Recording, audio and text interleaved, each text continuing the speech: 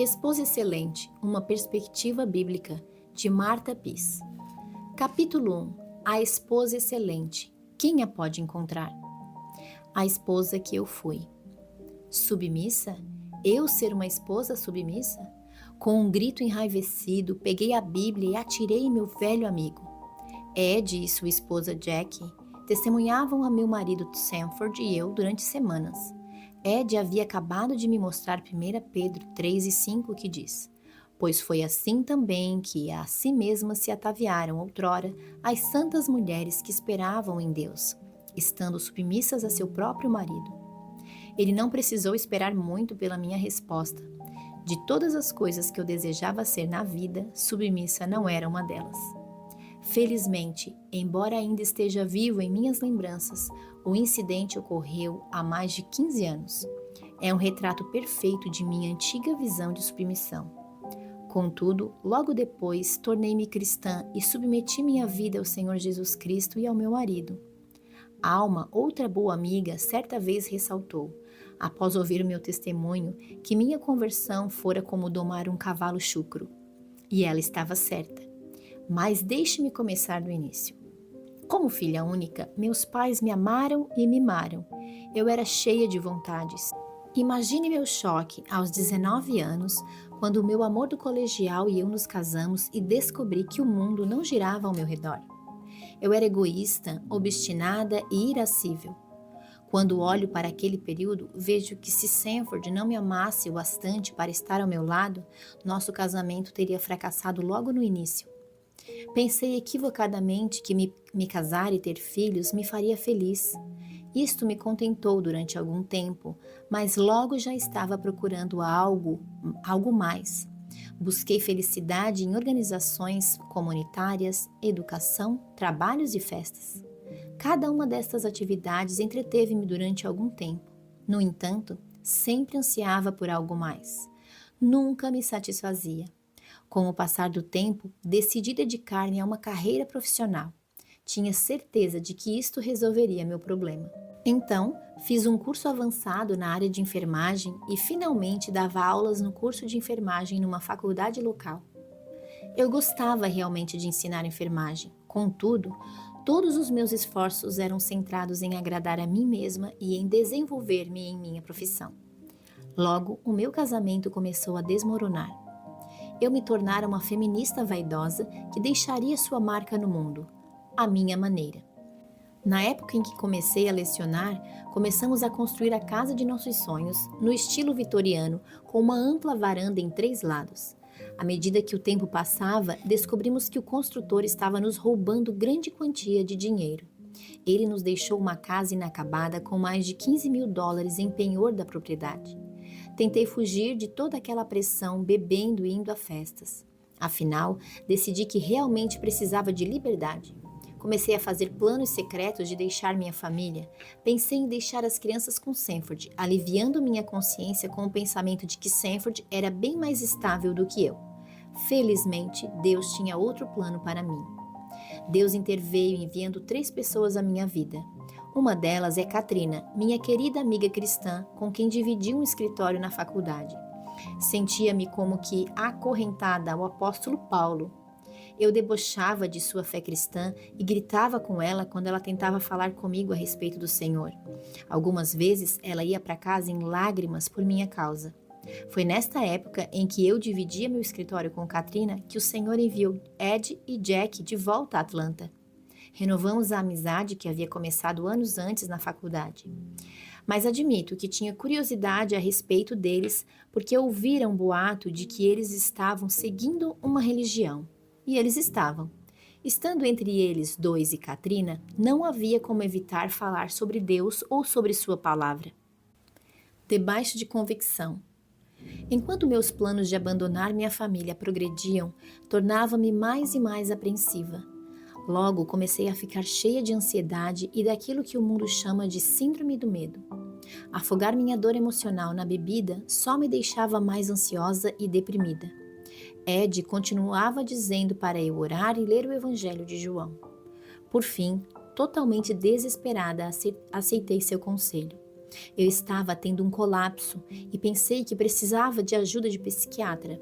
Entretanto, eu não marcava uma consulta porque sabia que os remédios que o psiquiatra me prescreveria me impediriam de lecionar a enfermagem. Sanford insistiu. Imaginando que estava para ser arrastada de casa numa camisa de força, finalmente concordei em ir com uma condição. Sanford primeiro me deixaria conversar com um pastor de uma igreja local. Ele relutou, mas concordou.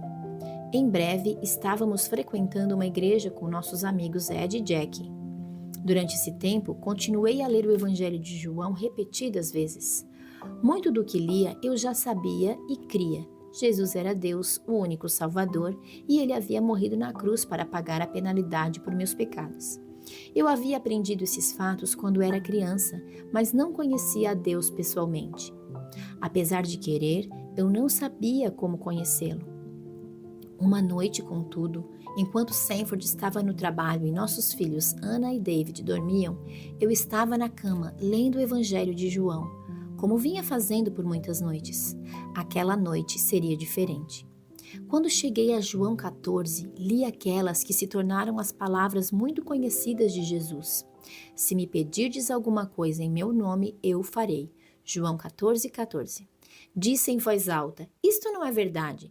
Tenho pedido a ele que tire minha ansiedade, que nos traga de volta nosso dinheiro que o construtor roubou e que restaure nosso casamento. Ele não tem feito nenhuma dessas coisas. Mas lembrei que Ed dissera, continue lendo, Marta. Então, li o versículo novamente. Dessa vez, li um pouco mais do texto. E tudo quanto pedirdes em meu nome, isso farei, a fim de que o Pai seja glorificado no Filho. João 14, 13. De repente entendi. Todas as minhas orações eram egocêntricas. Nada do que queria era para a glória de Deus. Curvei a minha cabeça em submissão e recebi a Cristo como Senhor e Salvador. Passei um bom tempo confessando meus pecados. Então orei. Senhor, agora sei que Tu tens poder para tirar a minha ansiedade. Porém, se o Senhor o fará ou não, o Senhor decide. Quero que a minha vida Te glorifique. Apaguei as luzes e fui dormir. Na manhã seguinte, em vez da ansiedade que por meses vinha me inundando, despertei com uma incrível sensação da paz de Deus. Levantei-me e andei pelo quarto. Parei para acender a luz e pensei, minha vida nunca mais será a mesma.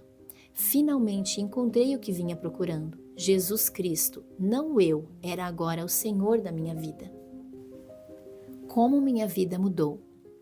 Minha vida tem mudado drasticamente por causa do que tenho aprendido ao longo dos anos sobre ser uma esposa piedosa. Queria poder dizer a você que agora sou uma esposa perfeita. É claro que eu não sou. Entretanto, Deus tem me concedido o profundo desejo de ser a esposa que Ele quer que eu seja. Mesmo que eu falhe miseravelmente, Ele está no processo de moldar-me naquela direção. Deus não só tem me dado um profundo amor por meu marido, como também paixão por sua palavra e por ensinar mulheres mais jovens a serem a esposa excelente descrita na Escritura. Pela graça de Deus, este livro é minha obra de amor para você. Minha oração é que Deus lhe dê um amor por Cristo e sua palavra e um desejo de fazer a sua vontade idênticos aos que tem me dado. A vontade de Deus para cada esposa. A vontade de Deus para cada esposa cristã é que seu mais importante ministério seja para o seu marido. Gênesis 2:18. Depois do relacionamento pessoal da esposa com o Senhor Jesus Cristo, nada deve ter maior prioridade. O marido deve ser o maior beneficiado do tempo e da energia de sua esposa, e não o receptor daquilo que possa ser o resto no final do dia. Sendo seu marido um cristão fiel ou um incrédulo, Deus quer que toda mulher cristã seja uma esposa devotada, uma esposa excelente. Esta verdade é tão importante para Deus que Ele revelou clara e completamente em sua palavra, a Bíblia. De fato, a Escritura por si só é suficiente para prover a sabedoria que a esposa precisa para viver a vida cristã. Uma das passagens mais importantes da Escritura concernentes à vontade de Deus para a esposa cristã encontra-se em Provérbios 31. Observe que neste capítulo de Provérbios estão as palavras do rei Lemuel, as quais lhe ensinou sua mãe, Provérbios 31:1. No versículo 10, o rei Lemuel faz a pergunta: Mulher virtuosa, quem a achará? O seu valor excede o de finas joias. Quem pode encontrar uma esposa excelente? O que é uma esposa excelente? Como pode ser reconhecida? Com quem se parece? O que ela faz? Essas questões e outras são respondidas em Provérbios 31, do 10 ao 31. Minha vida foi radicalmente transformada pela aplicação desta e de outras passagens da Escritura. Por Deus ter me dado um coração disposto a obedecer a sua palavra e a sua vontade em minha vida, tenho me tornado a esposa piedosa que Ele quer que eu seja. Ele pode fazer isto em sua vida também, se você é cristã. Você pode, com o auxílio de Deus, tornar-se uma esposa piedosa, uma esposa excelente. Este é o propósito deste livro. Que você considere primeiramente o que significa ser uma esposa excelente e então se comprometa fielmente a esta finalidade para que se torne a esposa que Deus quer que você seja. O propósito deste capítulo é dar-lhe um vislumbre do que uma esposa excelente é, na esperança de que você também se torne uma esposa desta espécie. Comecemos por observar as características da esposa excelente. Em Provérbios 31, versos 10 a 31, Deus descreve 20 características de uma esposa excelente. À medida que estas características ou qualidades são desenvolvidas numa mulher, sua vida começa a glorificar a Deus. Como uma linda flor à luz do sol da manhã reflete a glória da criação de Deus, uma esposa excelente reflete a glória de Deus através de suas atitudes e ações. Ela assemelha-se a algo assim: bondosa, confiável, sábia, generosa, de valor excepcional, boa para seu marido, trabalhadora, abençoada por seus filhos, destemida, louvada, respeitadora de seu marido, cuidadosa, temente a Deus. Que glorioso reflexo de Deus uma mulher se torna ao desenvolver seu ministério como uma esposa virtuosa. Você deveria se perguntar: são estas as características que desejo em minha vida? Se a resposta é sim, você deve estar pensando: mas quem pode mostrar-se tão excelente? Muitas mulheres possuem o desejo de ser a mulher excelente de Provérbios 31. Elas apenas não acreditam que isso seja possível, pelo menos não para elas. Estas 20 características, entretanto, podem distinguir a vida de qualquer mulher cristã. Estas características são apresentadas em Provérbios como verdades gerais. Qualquer mulher cristã que conhece e obedece a estas verdades pode tornar-se uma mulher virtuosa, uma esposa excelente. Seu ministério pode crescer sob a mão educadora de um Deus fiel e amoroso, porque, pelo seu divino poder, nos têm sido doadas todas as coisas que conduzem à vida e à piedade, pelo conhecimento completo daquele que nos chamou para a sua própria glória e virtude. 2 Pedro 1 e 3. Deus tem chamado cada esposa cristã à sua excelência. Qualquer flor pode desabrochar quando é cultivada pelas mãos de Deus. A responsabilidade da esposa é aprender a colocar sua confiança na fidelidade de Deus e em sua palavra, fazer o que Ele diz. Ela pode se tornar o que Deus quer que ela seja se ela fizer o que Ele quer que ela faça. Não há outra maneira. Contudo, há um problema maior para lidarmos antes: o problema do pecado. O pecado é a única coisa que impedirá uma mulher de se tornar uma esposa piedosa. O pecado é uma ofensa, é a transgressão de qualquer dos padrões de Deus. 1 João 3 e 4. É falhar em confiar e em fazer o que a palavra de Deus diz.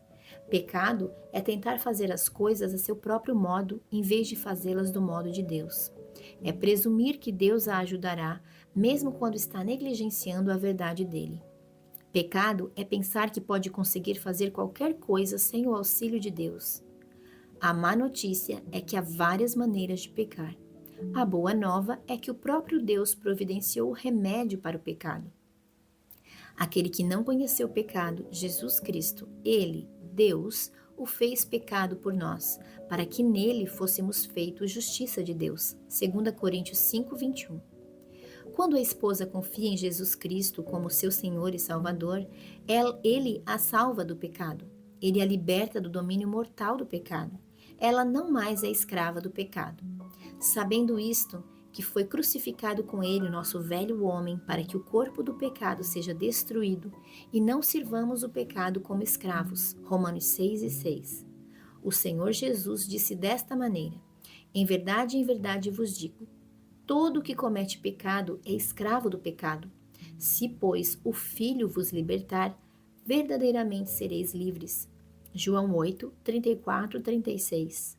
Há auxílio disponível para cada luta da esposa contra o pecado. O auxílio que as esposas precisam. Se a esposa é de fato cristã, Deus providencia todas as coisas que ela precisa e que conduzem à vida e à piedade. Deus quebra o domínio do pecado em sua vida e lhe dá o poder sobrenatural do Espírito Santo que nela habita, capacitando-a a obedecer à palavra de Deus e a submeter-se ao caminho e à vontade dele. Nos capítulos seguintes, examinaremos os detalhes específicos do que Deus nos diz em sua palavra e veremos como aplicar o que aprendemos à nossa vida e ao nosso casamento. Ademais, Jesus disse aos seus discípulos que não se preocupassem, porque Deus Pai lhes enviaria auxílio. E eu rogarei ao Pai, e ele vos dará outro Consolador, a fim de que esteja para sempre convosco, o Espírito da verdade, que o mundo não pode receber, porque não vê, nem o conhece. Vós o conheceis, porque ele habita convosco e estará em vós. João 14, 16, 17. Se isto é verdade, e certamente é, se o Senhor Jesus Cristo é seu Salvador, então as esposas são indesculpáveis. Uma vez que Deus tem providenciado ricamente tudo o que a esposa cristã necessita em sua batalha contra o pecado, não há desculpa para ela. Seu amoroso, misericordioso e santo Deus tem providenciado verdadeiramente tudo o que ela precisa para tornar-se uma esposa piedosa, para tornar-se a esposa excelente que Ele quer que ela seja. E mesmo quando ela peca, pode ser perdoada. Se confessarmos os nossos pecados, Ele é fiel e justo para nos perdoar os pecados e nos purificar de toda injustiça. 1 João 1 e 9. A única pergunta que resta é: você está preparada para começar? Se estiver preparada, curve a cabeça agora e confesse a Deus que não tem sido a esposa que Ele quer que você seja. Peça a Deus que a ajude a tornar-se, por sua graça, a esposa excelente que Ele quer que você seja. Você poderá fazer uma oração semelhante a esta: Querido Deus, eu confesso que não tenho sido a esposa que o Senhor quer que eu seja. Preciso de sua ajuda para tornar-me esta esposa. Comprometo-me agora a fazer de meu ministério para com o meu marido o primeiro ministério de minha vida. Ensina-me o que preciso saber. Quero que minha vida e meu relacionamento com o meu esposo glorifiquem a Ti. Em nome de Jesus. Amém. Se você fez esta oração e deseja mudar, tenha certeza de que Deus a ouviu e responderá a sua oração, pois 1 João 5,14 diz: E esta é a confiança que temos para com Ele, que se pedirmos alguma coisa segundo a sua vontade, Ele nos ouve.